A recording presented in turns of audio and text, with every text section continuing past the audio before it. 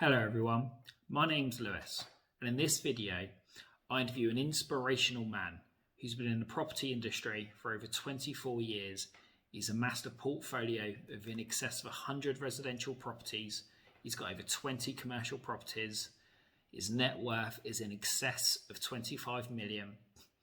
Ladies and gentlemen, this is an entrepreneur, a conversation with Mark Smith. I hope you enjoy. Thanks for watching. Mark, thank you ever so much for being here. I really appreciate it. I know taking time out of your busy day. Good. In your own words, who are you? What do you do? Thank you, Lewis. So my name's Mark Smith. I'm based in Cosham, and the title property investor, property landlord is a bit challenging. And I'm going to say jack of all trades, and I'm probably a master of a few. So property development, property investment, local landlord. Been doing it over 20 years. Single buy-to-lets a lot in Portsmouth. I've done HMOs in the past. We rent out about 30 shops locally, and also we do development. So over 20 years, what did you do before that? So when I prior to starting, there was a bit of an overlap here. I worked for 15 years for social services, adults with disabilities, and again, I've got to be careful because we're going to be talking about property, but we are talking about my background. And so yeah, adults with disabilities, social services, getting people back into work, looking to progress their lives really. Okay, so why property? So my children are in the ages of, and don't hold me to this, and kids, if I get it wrong, this was filmed last year or the year after. Very good job. So my son is 33, my daughter is 32, give or take. So 20 plus years ago, when they were 8 and 7, so I've been nearly in this game 25 years, I think it's 25 years this year. Yeah. I realised that I didn't want to have them living at home forever, and I wanted to kick them out as soon as they were 18, because they fought like cat and dog. So initially the challenge was, how can I buy another property for my 2 children? And although they were only young, I wasn't going to kick them out before they were 18. I just thought it'd be nice to help them on the property ladder later on in life. So we raised 40k on our own property in Cosham, and we bought a rundown property for 40k. Yes, this was probably 1998, I suggest 1997, 1998, okay. For 40k in Portsmouth. Okay, so how have you progressed them from buying, so you live in your own residential, yeah. You bought one property for your kids. That's right. No, if we take from 1998 to 2022, a lot's happened. Yes, and let's talk about how have we grown the portfolio and the business. So initially it wasn't a business, it was for family, and the reasoning was I knew about rents at the time, and I left home at 18 and rented property, a single room in a house, obviously getting married later on, so I knew about mortgages. And I just thought it would be nice that I could help the kids on the property ladder, and I didn't know the property market was going to go AWOL like it is even today, and amazing how prices are, even rental prices and purchasing prices. So we bought one property with the idea of supporting the children later on. That goes on a year, and I'm renting out 5 rooms in one house, pre-HMO terms and legislation and licensing and all that. So we rent out one house to 5 working tenants, some are on housing benefit, generally working tenants, 1 kitchen, 1 bathroom, and I'm working full time. But you know what? We borrowed 40k as a first charge on my own home as a repayment, and that was at 12% interest, in case you know, modern day interest rates. Wow. So, but each room's bringing in 50, 60 pound a week, 5 of them. So we're talking about over £1,000 a month coming in from this property I've paid 40k for. It's not a repayment, but it still washes its face and brings back a bit more money. But also, so we're paying down the 40k. The property itself is going up in value because you've done work on it, and it's bringing in more money than's going out. To me, that first property 24, 25 years ago was a no-brainer. And at the time I was telling people, you've got to get into property. No, it could crash. No, your tenants could not pay. Something could go wrong. A boiler could break down. It could cost you thousands. The roof could leak. And I met a lot of not naysayers at the time, and they're still about. But you know what? You've got to rise above that. And if it's working for you, so that first one in year 1 was for my children. The penny dropped the following year, because this is unencumbered now, because the money's borrowed on my own personal residence, we bought another one because I thought, if I've got 2 kids, would my 2 children want to live together? They fought at home like cat and dog. Yeah. If I put them in a house, I'll be down there every night separating them. So actually, why don't I raise on this property now that's unencumbered to buy a second one? Then they've got a property each. So my why was always family. So actually, to have 2 properties in 2 years was pretty good. Okay. And then I'm still working full-time social services, 40 plus hours a week, fairly stressful. We'll touch base on that in a minute. And in year 3, the penny dropped a bit more on me. Actually, I've got to work till I'm 65 plus to get my pension. Yeah. Why don't I buy my 3rd one as a pension for me? So then we got 3. And we've done this snowboarding by borrowing and borrowing and borrowing. So we've got 3 properties now, 1 still unencumbered, but we borrowed on each to borrow the next one. At year 4, we have 3 properties, and then we're able to remortgage the unencumbered one, but also the other 2 and pull money out, and that allowed us to buy 6. Now, if one's working and 2's working for your children, if 3rd's working for your pension, to then be able to borrow and put money down and have 6 properties, that was the next step up, really. Okay, and I think we're going to actually go on to this now, but my next question is, what was the catalyst and inspiration for you to transition to property full time? Okay, so with 6 properties, and I'm gonna challenge here, it's not always easy, and there are some, I had tenants threatening me to knife me if I went around and collect the rent, etc. We had one tenant that kept wetting the bed and having parties. This is an HMO, so my first 5 to 6 properties were all HMOs, shared rooms. So the money's good, but the hours you put into it and the aggravation you get to it wasn't good.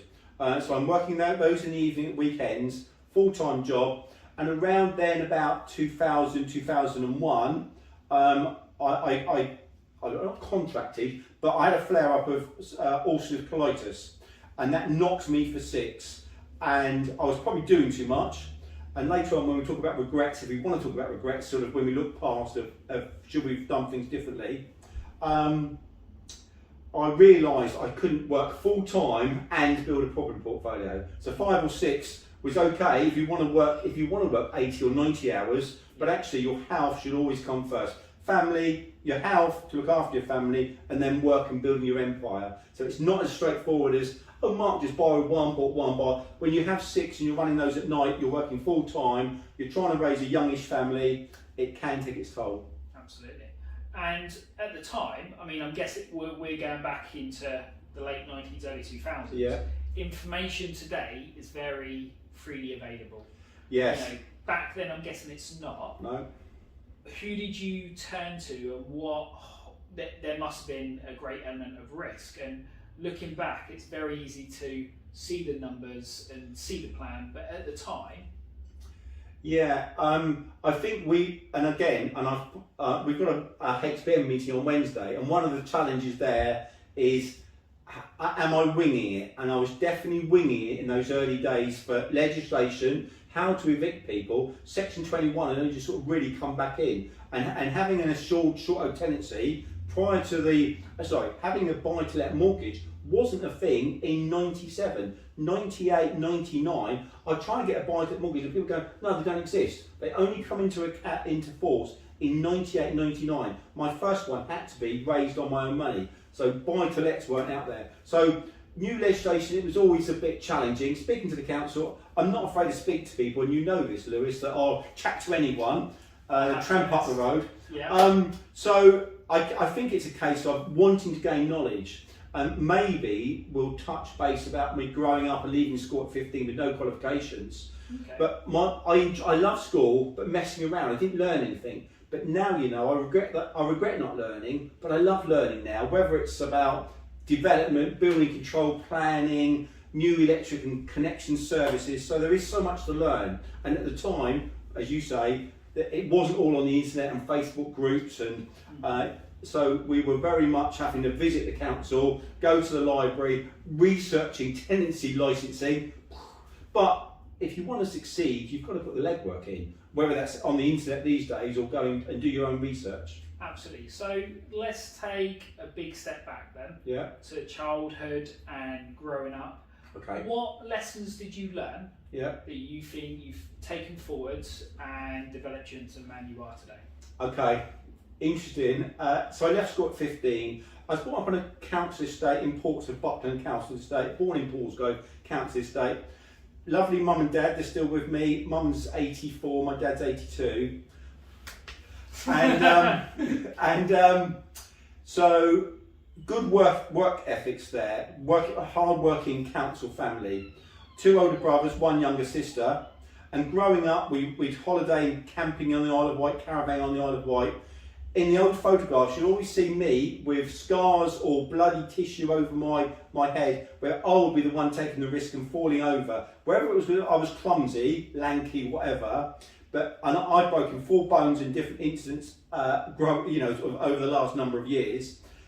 Whether I'm risk adverse or why have I had those accidents? So growing up, school loved it, but just messed around. I was the idiot in the classroom, if you like, the joker. Left school at 15, no qualifications, written off by the careers advisor at the time, and they said, oh, you might get a job in a factory, possibly Woolworths, serving.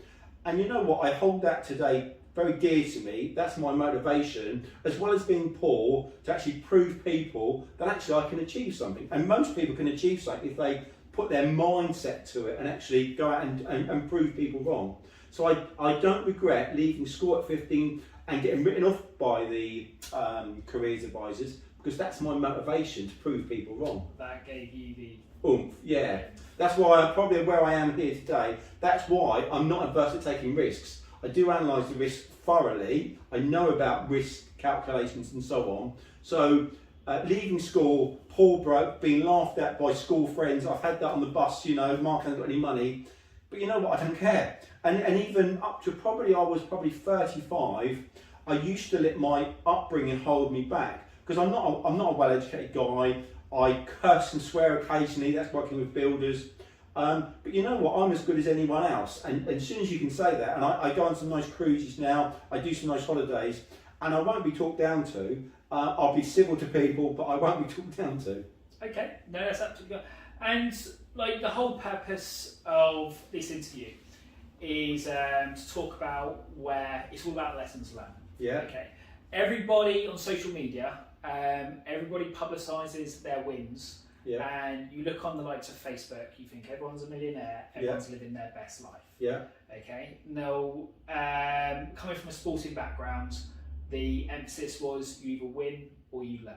Yeah. Okay. Yeah. Okay. So if we look at perhaps where things haven't gone right, yeah, mistakes, dare I say the word failures, yeah, can we talk about some of those and how you've implemented things now to ensure they don't happen again?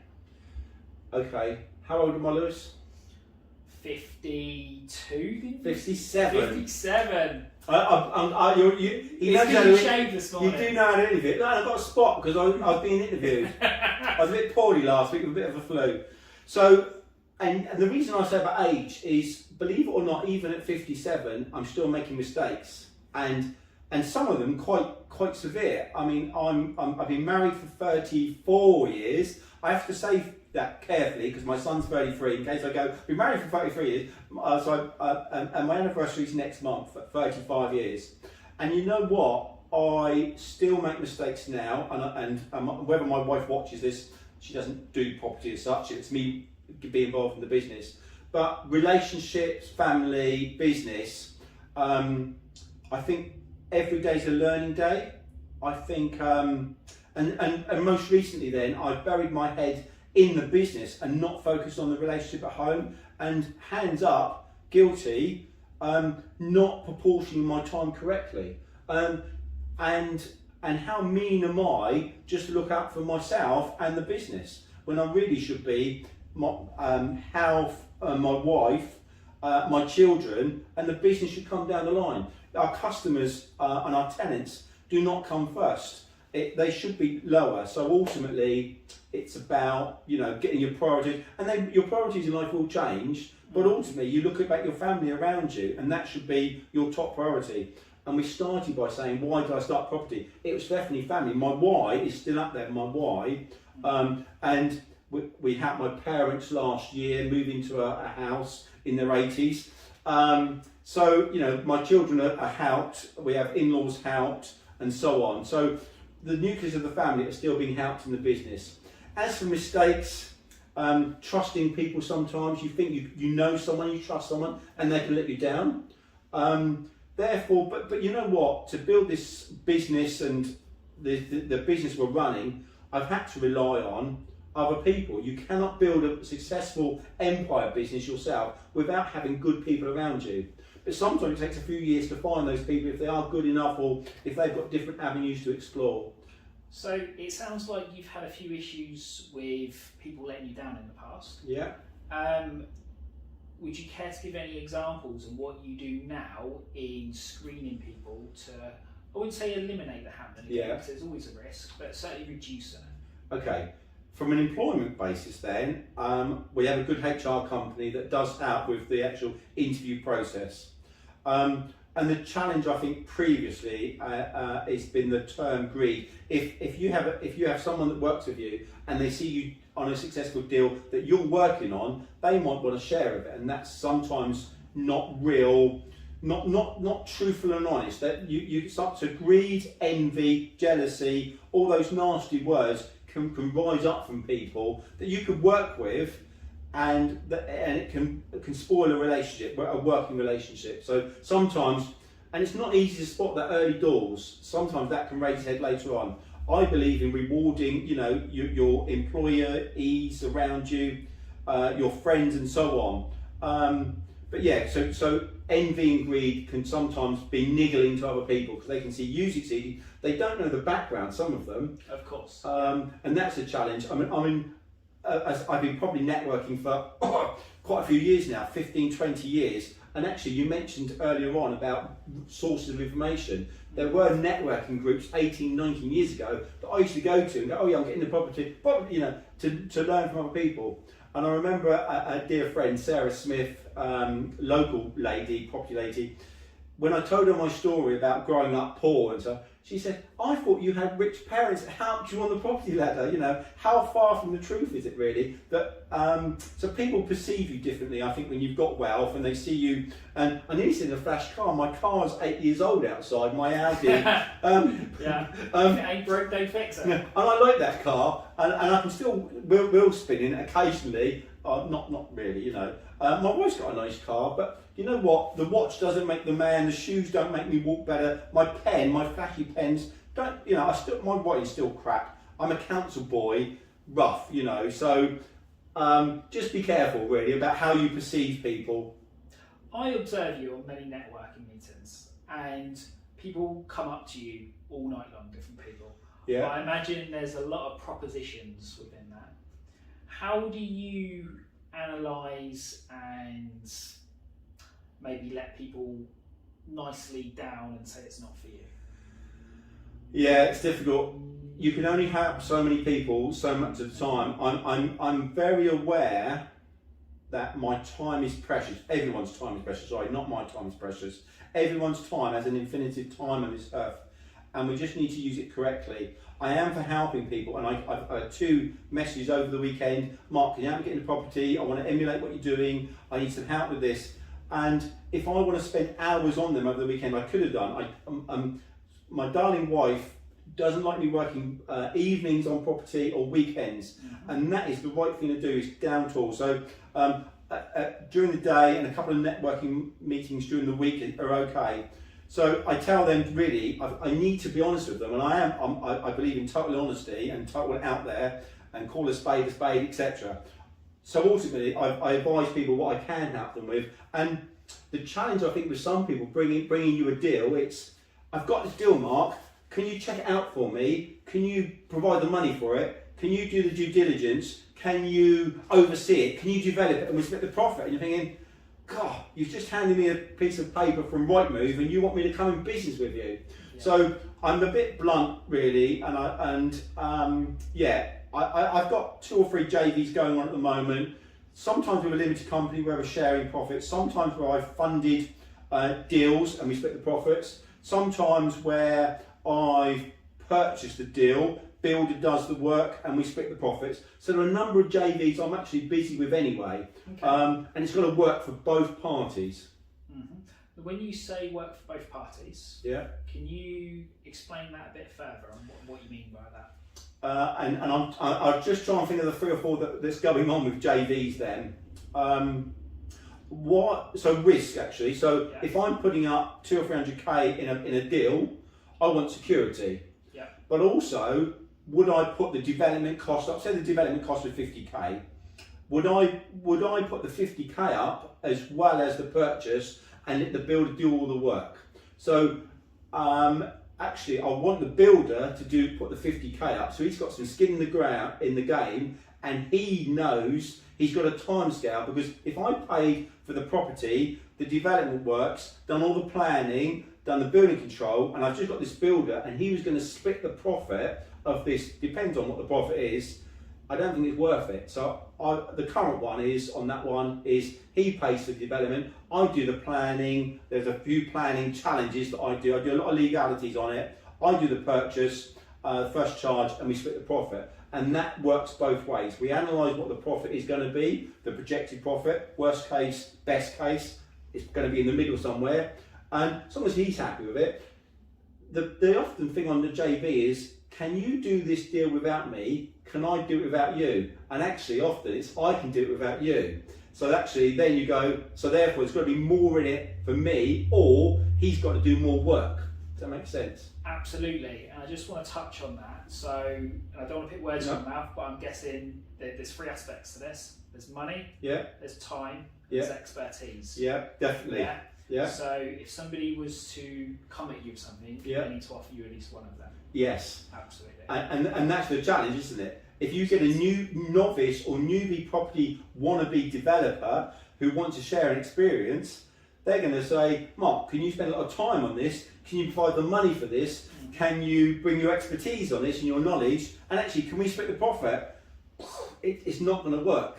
The 3 I've got working on, bear with me, all of them, the people that I'm JV with, whether this is a loan agreement, a splitting of profit, a development project, most of them are spend the time. My time is fairly occupied, so my funds have gone out, my experience and guidance is there, my overseeing is there, but all of those people are spending 80% more time than I am, or sorry, 20%, 80% time split. But I provide the experience and the finance, so it works. Mark, what gets you out of your comfort zone these days? What's this called? Is it called a podcast? A procast? Pro podcast? Something like that, yeah. So doing things new, and I'd advise anyone that's watching this that you need to step out of the comfort zone, because otherwise you get too insular, really. You don't push yourself. How do you grow without actually beeping away? That's fine. That's run out. The phone's still going. Oh, we're still recording? Still recording. Okay, apologies everyone. So comfort zone, how do you grow? How do you take on challenges?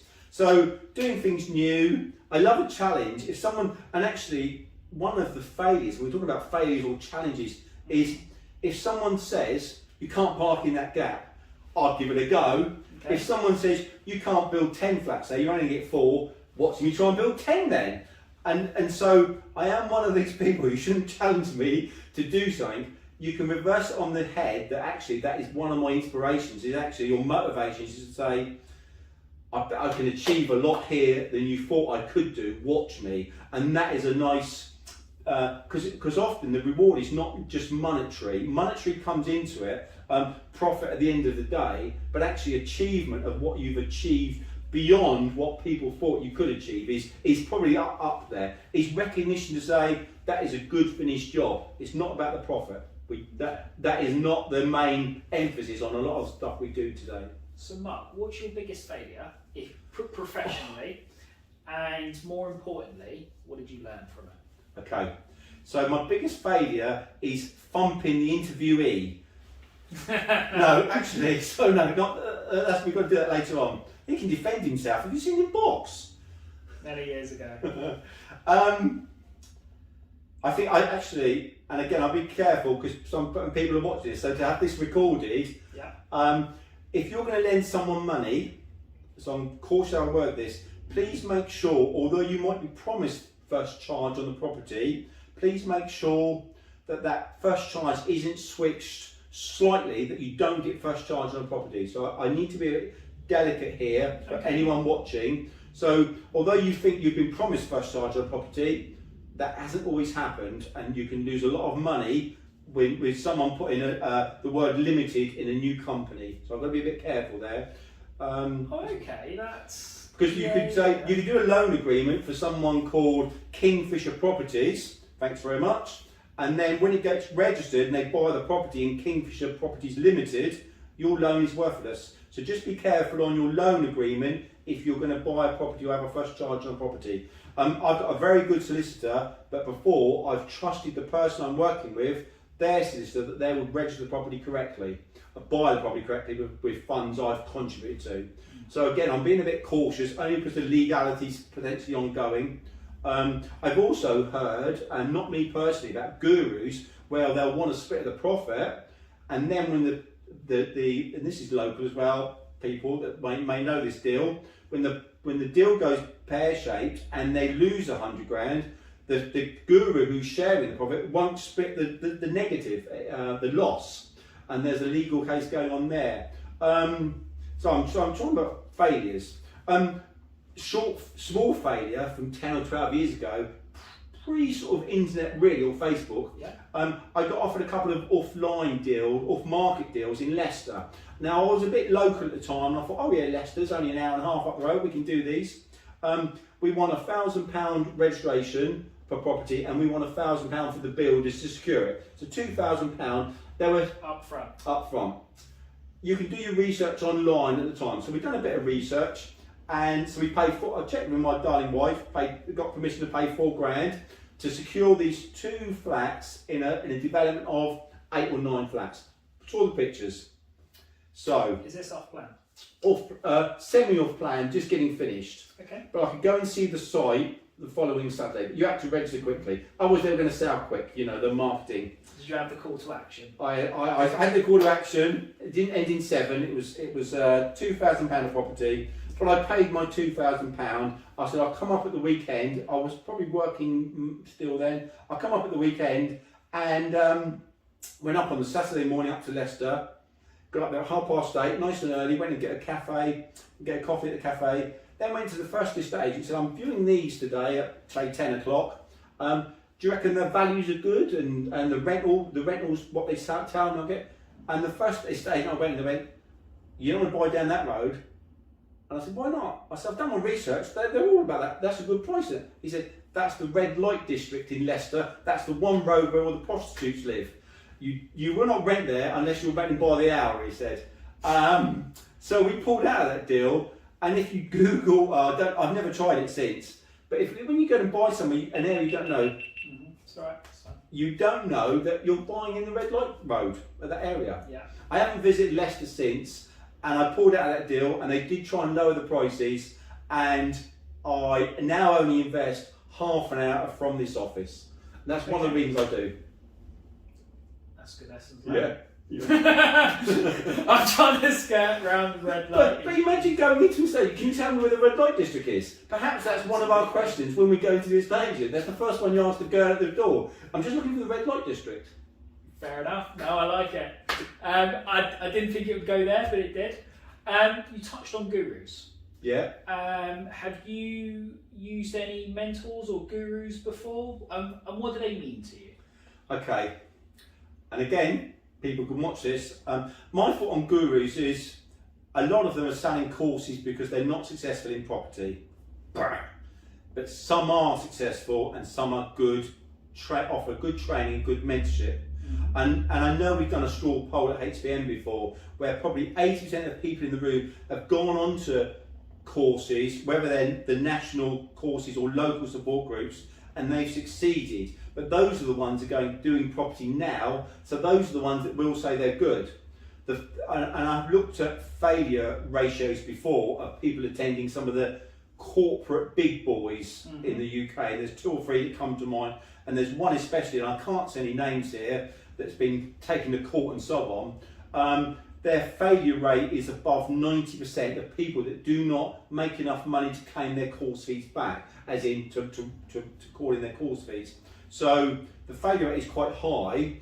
The course providers will say, well, it's down to the action taken by the individual. It's knowing if they're missold. Now, I know one person who is potentially mis-selling courses, but there's lots of liable cases going on there. A lot of what you want to know, the information you want to know, is online anyway. But we've got a good couple of people that go to HPN who've got individual mentors that actually help them and give them a kick up the arse, so to say, to actually to move them on. So there is an area of it's needy for some people, it's definitely not needy for a lot of people, but they still take their money. So I'm not against it. I just think wish it was more regulated. Have you had any experience, like directly, as in you employed a mentor or? No, unfortunately not. And I've had a chat with Rob Moore before. Rob Moore, Progressive, nice guy with gritty teeth. And Rob's challenged me that if I'd have gone on one of his courses, rather than, and this is a few years ago now, rather than having a £20 million portfolio, I could have a £40 million portfolio. And you know what, he was right, but as I highlighted to him at the time, I'm happy with, at the time, with my £20 million portfolio. And also, when I started doing property, he was still at school. So it wasn't really relevant to do his courses because they weren't about when I was starting doing my property building. Okay. So yeah, and Simon Ducci, I've had a chat with Simon Ducci from PIN, and I created a strategy 5-8 years ago, and I mentioned to Simon Ducci, and I'm not going to say what the strategy is, but I'm still using it today. I mentioned to individuals and at HPN occasionally, and Simon came up to me and he said to me, Mark, that strategy, can we get together and form like a course on it and actually discuss it more, because it's something that could be really good. And I said, no, don't want it turned into a course, thank you very much. I'm quite happy with the strategy. I'll share it with a few local people, but it's fine. You carry on selling to your masses on your courses. So I'm not against them courses, I'm just against overselling to the incorrect people. Okay, fair enough. So moving on from there then, let's talk about goals. Yeah. Football goals. Football goals. Pompey won again. What more can you say? Who knows? So, you did a talk a couple of years ago. Oh, right, okay. Can I ask you, I'll do one at a time. Let's talk about your short-term goals. What are your goals for this year?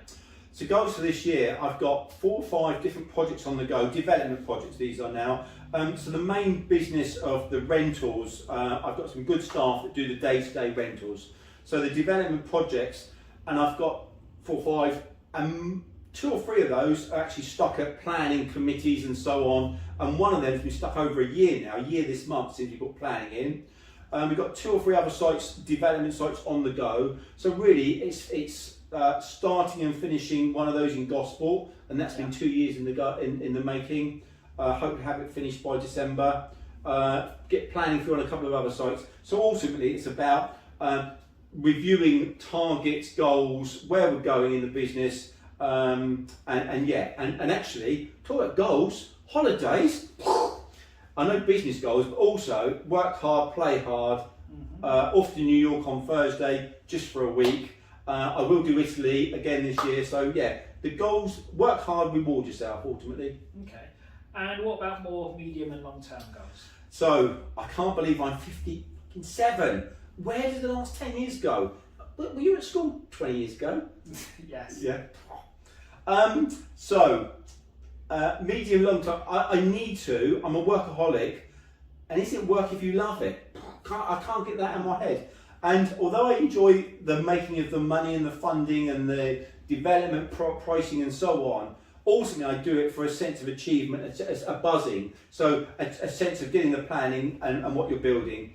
I know at first, and I've already mentioned I've neglected my wife somewhat over the last few years because I've been building again and getting too heavily involved in the business. So I need to refocus a bit on home life, travelling. What's this thing called COVID? Putin's put a stop to COVID. Brilliant. I just don't know how he's done that. I've kind of had a tangent. So travelling's on the agenda.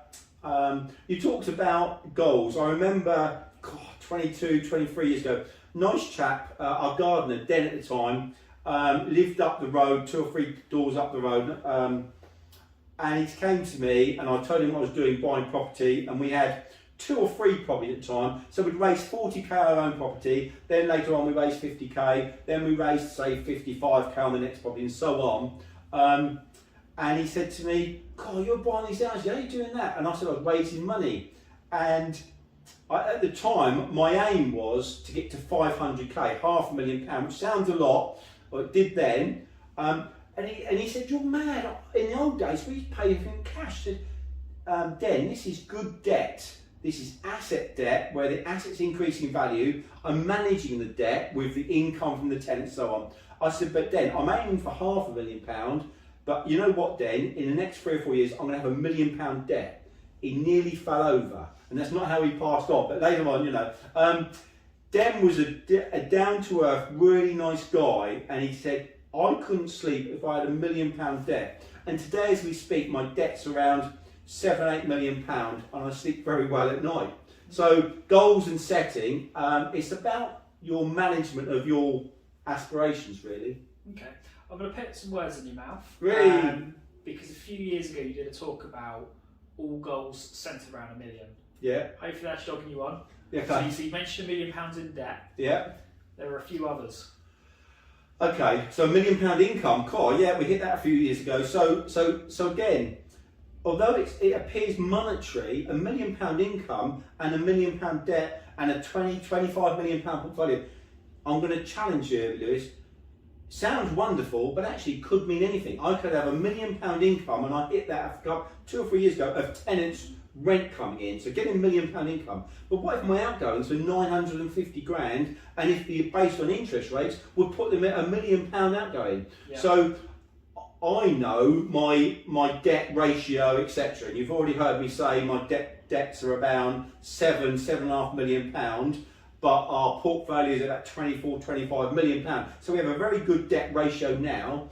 But be careful when people sell you. We're talking about courses again. And say, "Oh, I'm going to get you to build a £5 million portfolio in the next." It's about understanding your risk as well and what could go wrong in it. So the £1 million, at the time, was building up £1 million income. One of the original goals was building £1 million debt, and then it was going to be building a £5 million debt, which is, oh, that's only a £5 million debt. People will get scared of that, but don't be scared of numbers. Actually, £1 million, move the decimal point over one, it's 100,000. You can't buy a flat in Portsmouth for 100,000. Yeah. So that £1 million, but also, I think we started off on those numbers with 1, and 24-25 years was buying one property. And on that last one was assisting my mum and dad to buy a property, which we done last year. So those goals, and we're talking about goal setting, it was very important to understand your numbers and understand that the £1 million was being £1 million in debt many years ago, but also generating £1 million of tenant income. Okay. If we look at your big picture, yeah. Okay. Look at where you are now. Yeah. What's your end game? When is enough enough? Yeah. When is retirement looming? Is retirement ever looming? I've taken retirement off of my vocabulary, and I won't discuss retirement because I've not got many hobbies. I do assist a few other people in business, some property business, not all property business, but so assisting others has got to be on my agenda. And although we talked about JVs and so on, it's not all about just helping myself. So helping other people is key. Although I've taken retirement off my agenda and vocabulary, ultimately travel more. Where's the last 2 years gone? I've been to Turkey and Edinburgh in the last 2 years. That's not travelling. So I will be doing more travelling.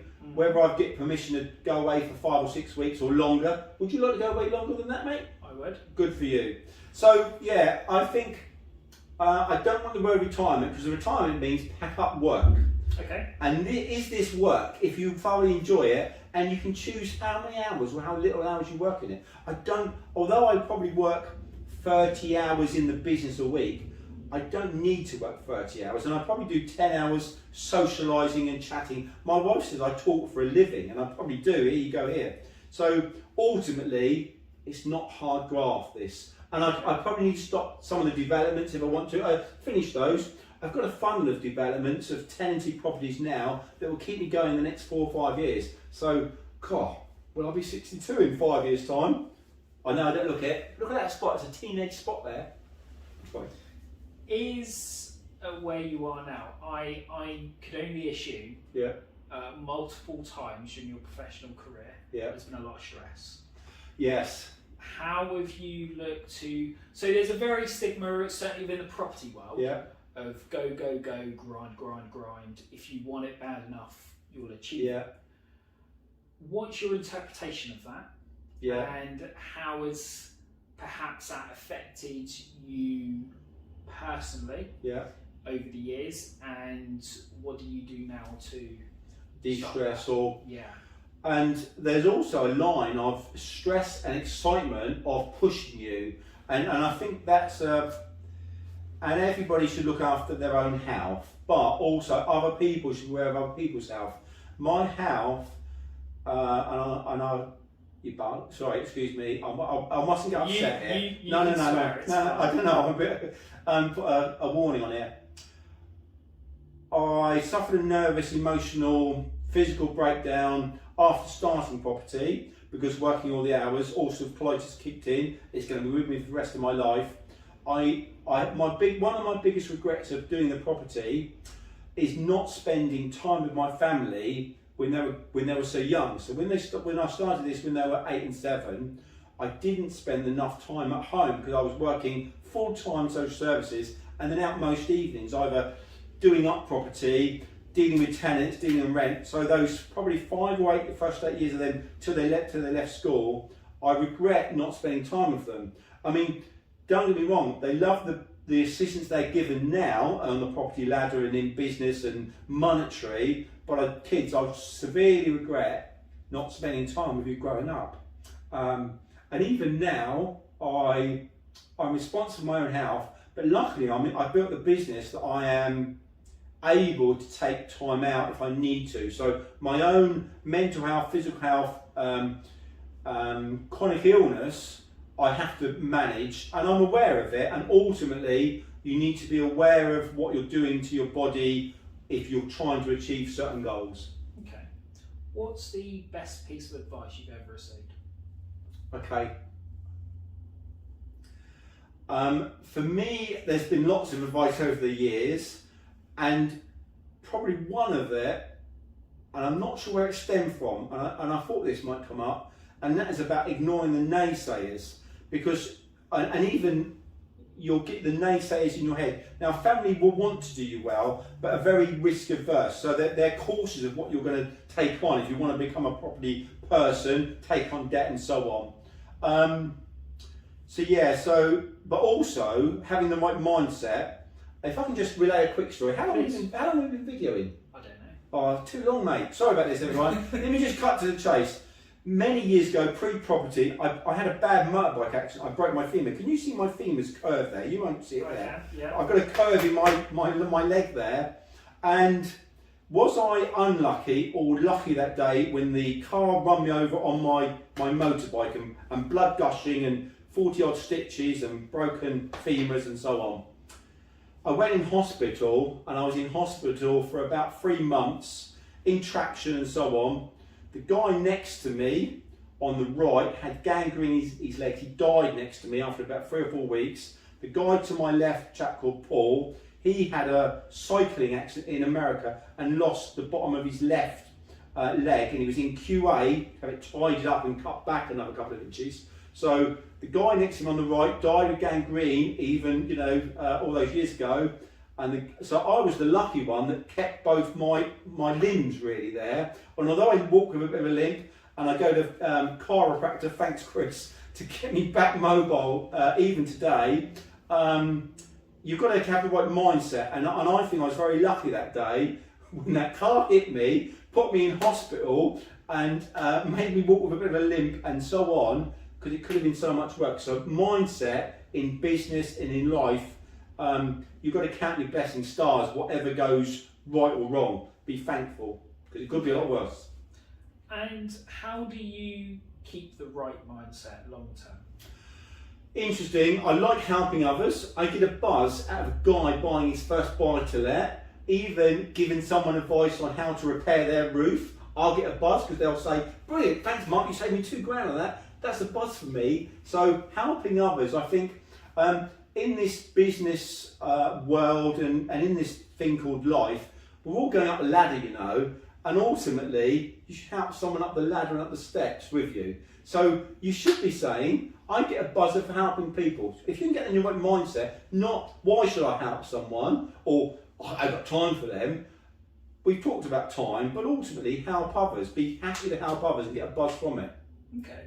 I know the number one question in property that everyone gets asked is how do you start in property? I don't want to answer that. I don't want to ask that. No. I want to keep this very generic. Okay. So I don't want to open Pandora's box too much. We'll fire a lot of questions at Really? me. Yeah. But what advice would you give somebody who has between 5 and 10 properties to level up again? I think the challenge will be can you borrow money, your credit score, how have those properties already performed, how long have you been doing them.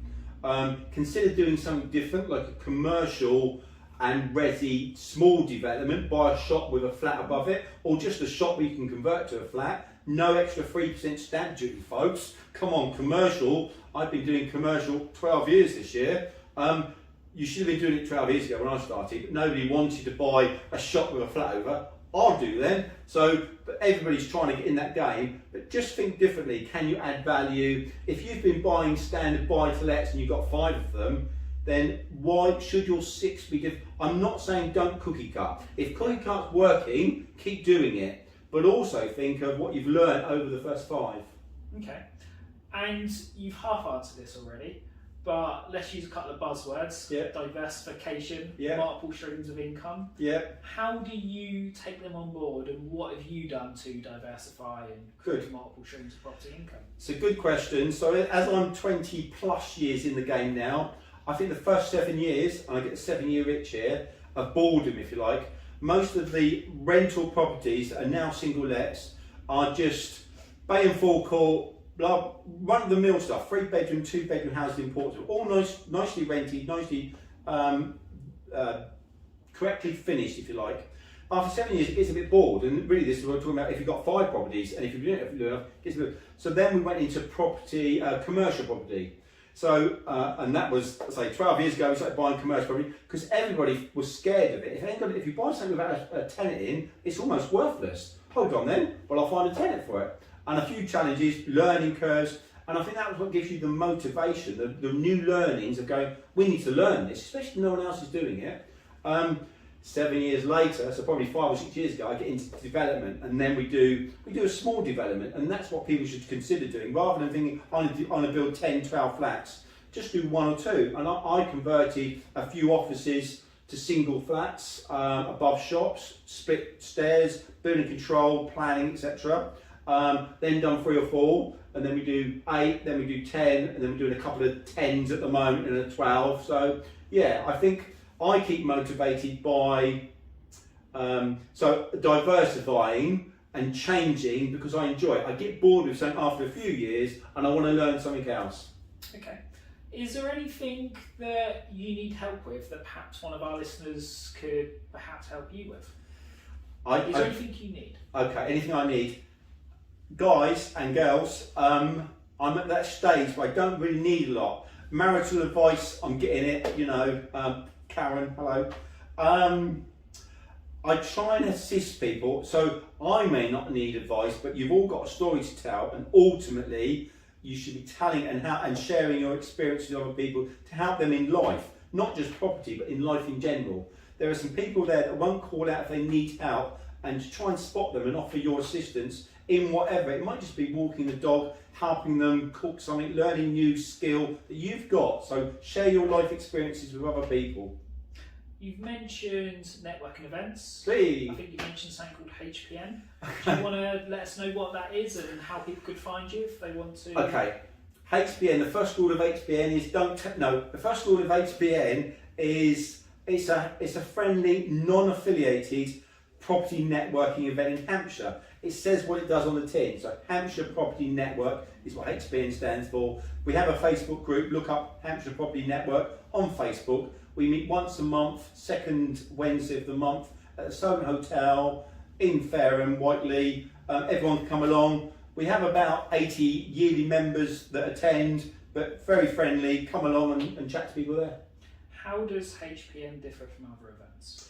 I don't know, Lewis. Tell me, how does HPN, how do you find it differs from other events? Okay, I'll plug HPN because I love it and I am a member. HPN is different, quite simply, because there's no selling. There's no hidden agenda, there's no ulterior motive in getting you to come. There is a fee to come, which is £20, yeah. Or a membership of £125 for the year at the moment for 12 attendances, yeah. Okay. Speaking from experience, I've been going several years. I've certainly, if you're in the property world and live local, I get a lot of benefit for it. So I would recommend going. Other than that, I'll leave it there. Brilliant, yeah, brilliant. If you want to know anything, if you want to ask me a question, I do plan to write a book. It's finding time. I'm being pressured to write a book by a few people, whether it's going to be property related, growing up related, council estate related and so on. But you can always come and see me at HPN. That's where I guide people that want to spend an hour or so with me and have a chat. We can always meet before the meeting or after the meeting. Do you have a title for this book, Mark? It's, well, the working title is probably Watch Me, which basically means someone challenged me to do something and they say you can't do it and I go, watch me. I like it. And we spoke about goals. When's this book being released? Oh, don't. I have some other things to talk about before. We started on the book, but we're just not sure down what avenue it should go. Okay. Am I going to be reading this book in 2022 or 2023? 2023. Okay. By summer 2023? I don't know. Depends. Come on, Mark. Depends if I'm on holiday Mate, too much. You're on camera. Make yourself accountable. I know about accountability and late 2023. Okay. In that case, I look forward to it. Lastly, what does the term entrepreneur mean to you? A person cannot call themselves an entrepreneur. I was shocked many years ago when I was called an entrepreneur by a few business people working for Havant Borough Council. And because to me, I'm not a builder, I'm not a developer, I am a landlord, but that's not just a title, oh, you're a landlord. But to be called an entrepreneur, to reviving a high street and to taking on something no one else would do. So an entrepreneur to me means taking on unusual, difficult risks that perhaps someone else wouldn't take on, but knowing they can achieve it. Okay. Mark, you clearly enjoy doing what you do.